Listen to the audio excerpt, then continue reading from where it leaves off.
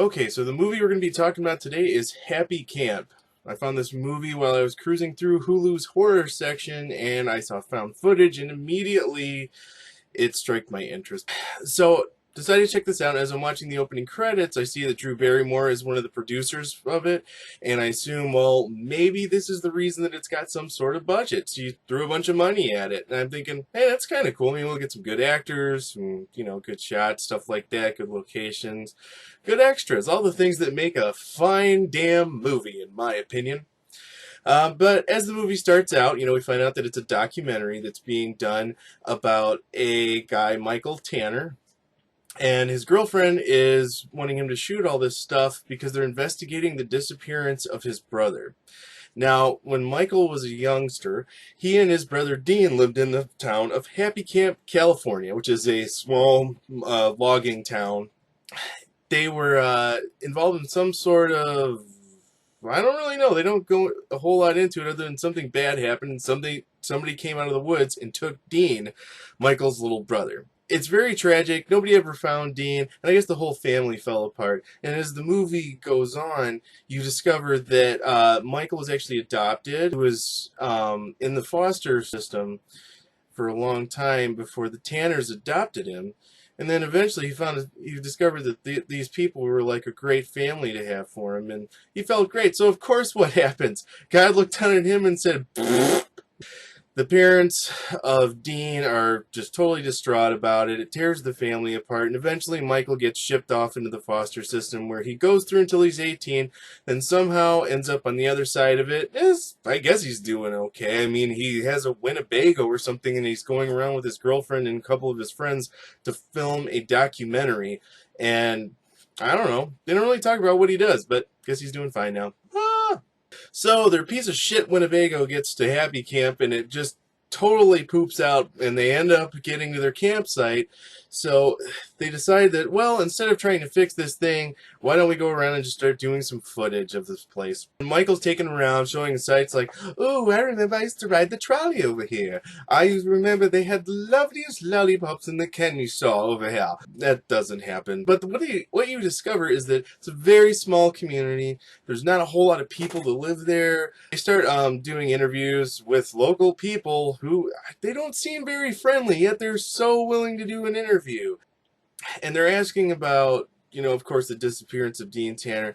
But we find out that over the past, I don't know, 50 some odd years, there's been like 625 people who've disappeared in this place.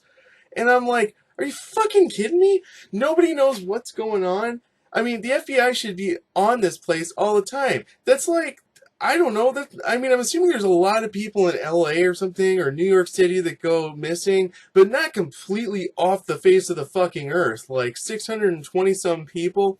Is that unheard of? I don't know. I don't read statistics about this shit, but I'm just saying that maybe in a bigger city this would be normal, but in a tiny town where there's maybe 1,000 people, there's probably under 1,000 people that actually live there. Nobody seems to care. They're like, oh, Happy Camp? Yep, people are always disappearing up there in Happy Camp. Back in my day, you just sucked it up and disappeared. Anyways, so we find out that Michael has this penchant for like taking off and walking away when he gets mad. So that's a little weird because there's a few points in the film when he just kind of splits and everybody's like, just let him go, whatever. Who gives a shit if we're in the middle of nowhere? And then other times they're like, where do you think you're going? We're in the middle of nowhere.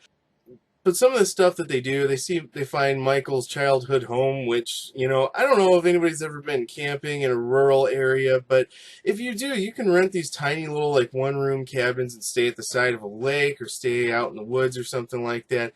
And I believe they had one of those, and they were trying to make it look like it was a shitty, dilapidated house. I can't imagine any reason why Child Services would be like, hey, you got full walls? Sure, you can adopt a kid. Who gives a shit if you're going to chain him up and feed him dog food underneath there? This is the part where Michael starts to develop a lot of anxiety. He goes out back, and they start filming him where the abduction of his brother occurred. Now, he doesn't really know it's an abduction. He just knows that they were outside, and he kind of has a blackout, and then he remembers being taken to the hospital, and his brother is gone. But, honestly, up to that point, I'm assuming there was already a few hundred people that had disappeared from Happy Camp. maybe somebody would have come around and checked it out, but I guess not. So the kid just stays disappeared.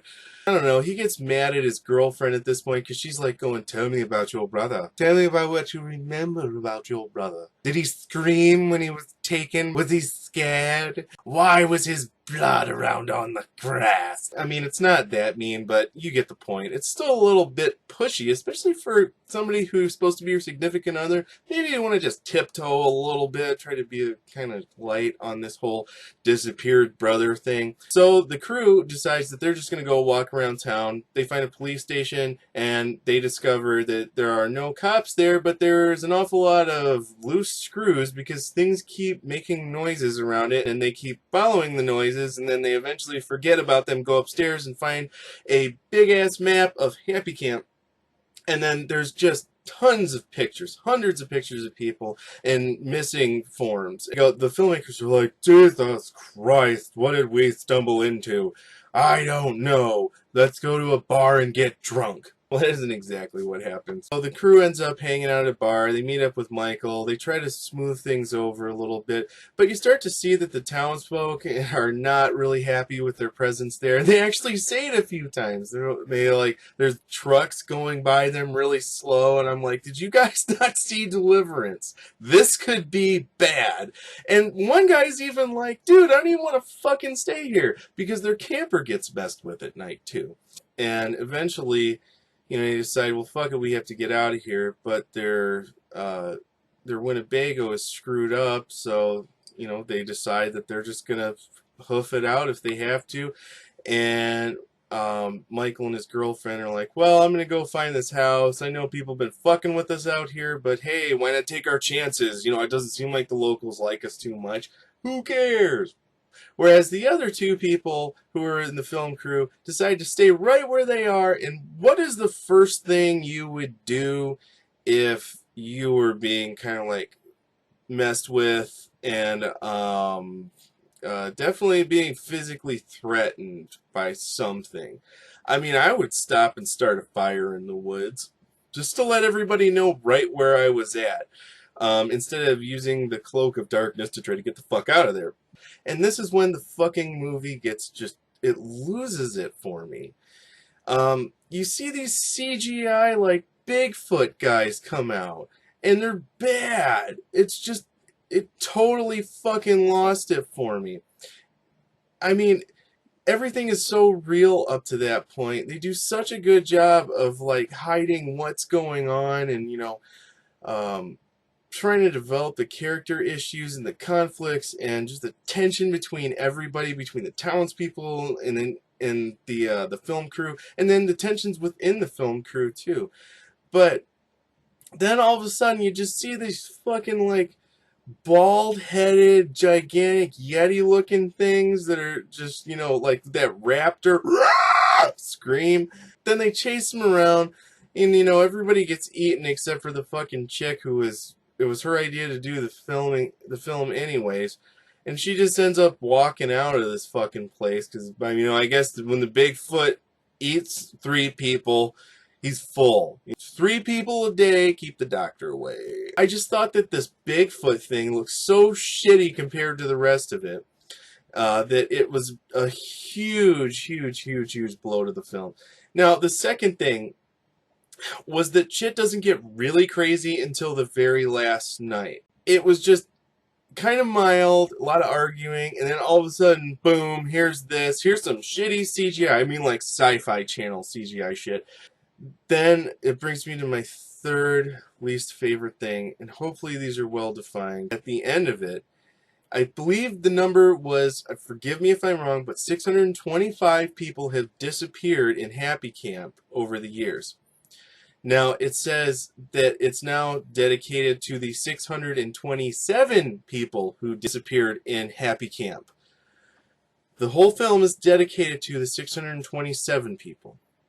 There were 4 people in the film crew, and only one of them survived. So, that means that 3 people disappeared in Happy Camp that night. Or maybe they just found their bodies. That means they didn't disappear. So what does that mean? That I don't know what happened. What happened to the other person? Did they not count one guy? Did Michael disappear? Is that the whole thing that they're trying to say? They're trying to imply like, oh, Michael's now with Dean because Dean was eaten by a Bigfoot. So now Michael was eaten by a Bigfoot as well, and they only found the bodies of the other two filmmakers. Uh, I don't know. I don't understand how that happened. And then they start showing I guess interviews that reveal what was actually going on. They're talking to these locals who were telling them don't go out in the woods at night. Tell you what. No, they're not in Maine, sorry. Then they're showing these interviews with them where they're like, oh yeah, them goddamn Bigfoot's been terrorizing Happy Camp ever since I've been knee-high to a grasshopper. And I'm like, fuck, dude. Really? Like, what is this just, oh god. During these interviews, they're showing the names of all the people who disappeared in Happy Camp over the years.